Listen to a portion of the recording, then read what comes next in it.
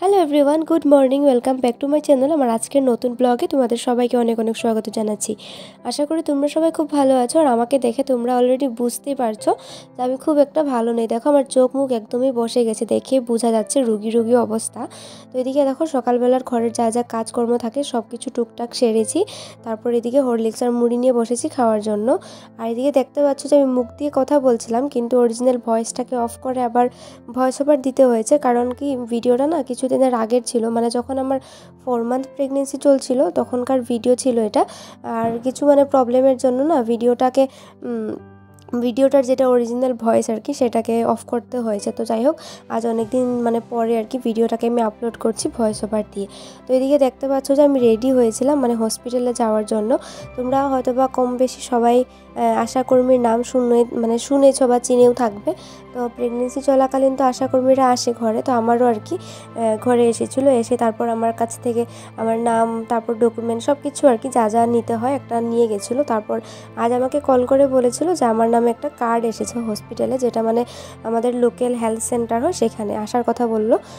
তো এখানে দেখো আমি আর আমার বর দুজনে চলে এসেছি। আসার সাথে সাথে এই যে কার্ডটা আমাকে দিয়েছে, আর তারপর বললো যে একটা ব্লাড টেস্ট করবে। তো এই যে দেখো পিন দিয়ে অল্পটুকু ব্লাড নিয়ে হিমোগ্লোবিন টেস্ট করেছে। তো এই যে ফাইনালি ঘরে চলে এসেছি, ব্লাড টেস্ট করেছি, হিমোগ্লোবিনটা যতটুকু থাকা প্রয়োজন ততটুকু ঠিকই ছিল।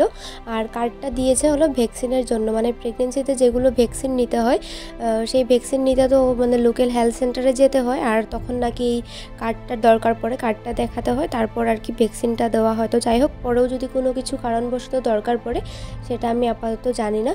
তো এইদিকে আমি সব হসপিটালের কাজ সেরে আস্তে আস্তে প্রায় দুপুর 2টা মতো বেজে গেছিলো। ও আমাকে গেটের সামনে নামিয়ে দিয়ে তারপর আবার অফিসে চলে গেছিলো। আর আমার শরীরটা না এতটাই খারাপ ছিল যে আমি এখন রান্না করব না স্নান করব কিছুই বুঝতে পারছিলাম না।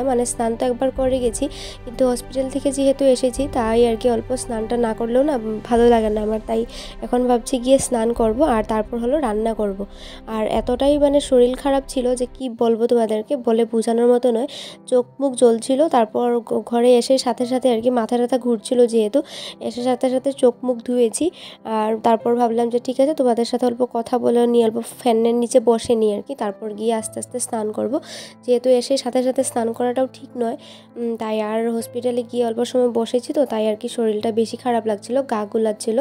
আর এসে সাথে সাথে আবার বমি করেছি। আমার বমি ভমিটিংয়ের সমস্যাটা এতটাই বেশি, এর আগের ভিডিওতেও তোমাদেরকে বলেছি, যেটাই খাই আমি খাওয়ার সাথে সাথে না সব কিছু বেরিয়ে যায়, কিছুই আর কি পেটে রাখতে পারি না। তার জন্য আমি বেশি দুর্বল হয়ে গেছিলাম। তো যাই হোক, স্নান দান করে ফাইনালি দেখো আমি চলে এসেছি রান্নাঘরে দুপুরের জন্য রান্না করব। আর আজ আমার রান্নার অনেকটা ভেজাল ছিল, সব কিছু ভেজালের রান্না।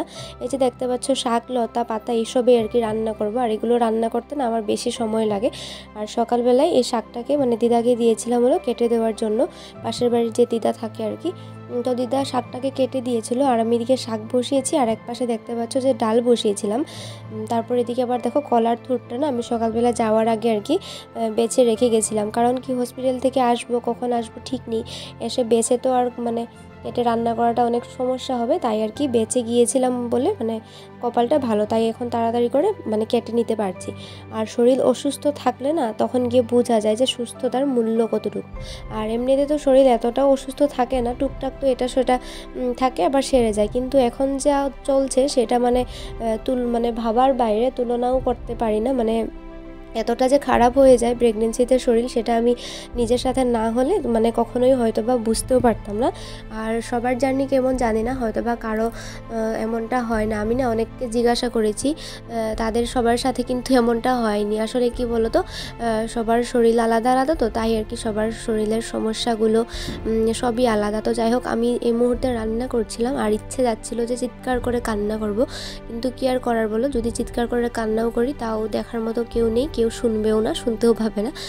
তাই আর কি এদিকে রান্না করি আর গিয়ে ওই যে সোফাটা দেখতে পাচ্ছ সেখানে আর কি অল্প সময় বসে থাকি। এই করে করে দিনগুলোকে যেমনে তেমনি আর কি পার করছি। আর রান্নাও যে করছিলাম, শাক মানে পাতা সব কিছু না একদিনে খাওয়ার মতো, মানে এগুলো কিছু আর কি একদিন থেকে বেশি রেখে খাওয়া যাবে না। এদিকে দেখো লাউ শাকও এনেছিল কাল, শাকটাও কাল এনেছিল।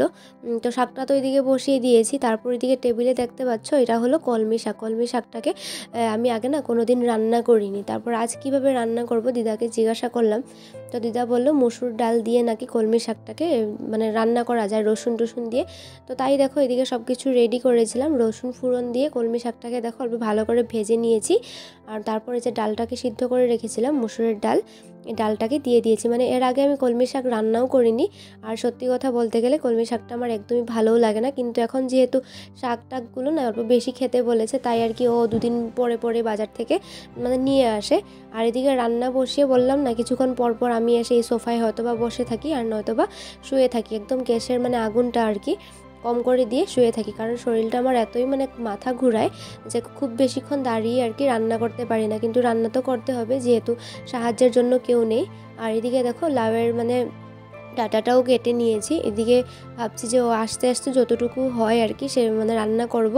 আর যদি না হয় তাহলে আর কি লাউয়ের ডাটাটা রাতের বেলায় খাওয়া হবে, আর বাদবাকি এখন যেটা হবে সেটা দিয়েই মানে খাওয়া হবে।